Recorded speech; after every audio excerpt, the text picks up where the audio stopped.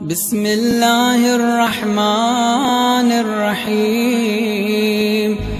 پروردگار عالم نے جہاں اتنی ساری مخلوقات خلق کی ہیں وہاں انسان کو اشرف المخلوقات بنایا ہے، اور اشرف المخلوقات ہونے کے ناطے سے اسے یہ کہا گیا کہ تمہارے لیے یہ دنیا آزمائش کی دنیا ہے، اور آزمائش کی دنیا میں تمہیں آزمائش سے گزرنا ہے، اور اس کے بعد تمہیں ایک دوسری دنیا میں جانا ہے جہاں تمہارے سزا و جزا کا حساب و کتاب ہوگا۔ یہ بات ذرا مشکل سے سمجھ میں آتی ہے، اور انسان خصوصیت سے اگر مسلمان ہیں تو ان کو اس بات کا احساس تو ہوتا ہے، اپنے دل میں یہ بات رکھتے ہیں، مگر اس کے باوجود کچھ باتیں ایسی ہوتی ہیں کہ جس سے ذرا شکوک و شبہات پیدا ہوتے ہیں۔ اگر یہ انسان کی سمجھ میں آ جائے کہ اس دنیا کے بعد ایک اور زندگی ہے کہ جس میں حساب و کتاب کے بعد اسے وہ زندگی گزارنی ہے، تو اس کے لیے اس دنیا میں عمل کرنا زیادہ آسان ہو جائے گا، یہ اس کو عمل کی زندگی بنا سکے گا، ورنہ لاپرواہی کی زندگی گزارے گا۔ آپ ذرا غور کیجئے کہ پروردگار عالم نے اتنی ساری مخلوقات پیدا کی ہے، اس زمین ہی میں ہم دیکھ لیں کہ ان مخلوقات میں پہاڑ ہیں، سمندر ہیں، درخت ہیں، درندے پرندے، یہ ساری چیزیں مخلوقات ہیں۔ اگر کبھی آپ غور کریں ان مخلوقات پر کہ پروردگار عالم نے یہ ہمالیہ پہاڑ بنایا ہے، اس ہمالیہ پہاڑ کی عمر کتنی ہے؟ نہ جانے کتنی عمر ہے اس کی، کتنے ملین سال اس ہمالیہ پہاڑ کی عمر ہوگی۔ ہمارے پاس اٹلانٹک اوشن ہے، پیسیفک اوشن ہے، یہ پیسیفک اوشن کی کتنی عمر ہے؟ اتنی بڑی مخلوق ہے یہ، ایک سرے سے ایک کانٹیننٹ سے دوسرے کانٹیننٹ تک پھیلا ہوا ہے۔ پیسیفک اوشن کی عمر اگر کوئی شخص معلوم کرنا چاہے تو کتنی عمر ہے اس کی؟ نہیں معلوم ہے۔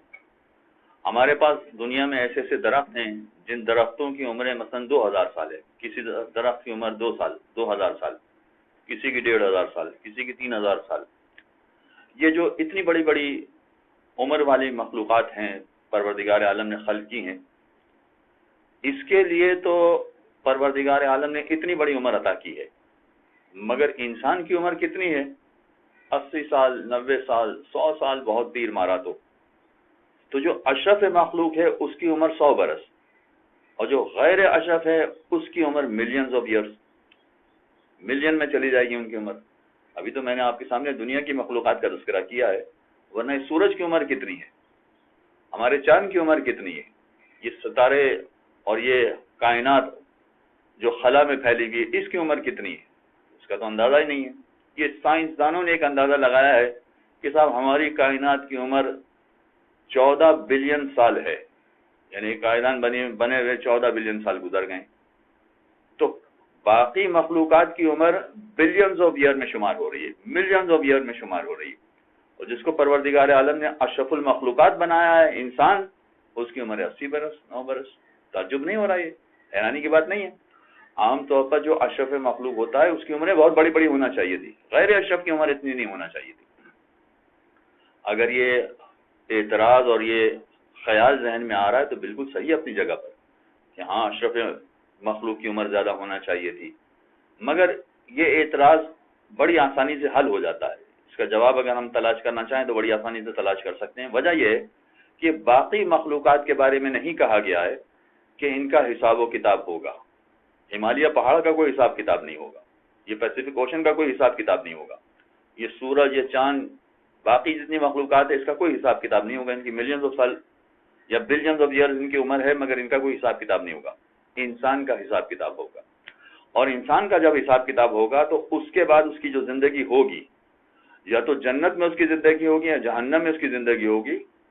اس کے لیے قرآن نے ایک لفظ استعمال کیا، خالدین فیہا، آباد الآباد، یعنی اس میں پھر ملینز کا حساب نہیں ہے، اس میں بلینز کا حساب بھی نہیں ہے، خالدین فیہا ابد الآباد تک۔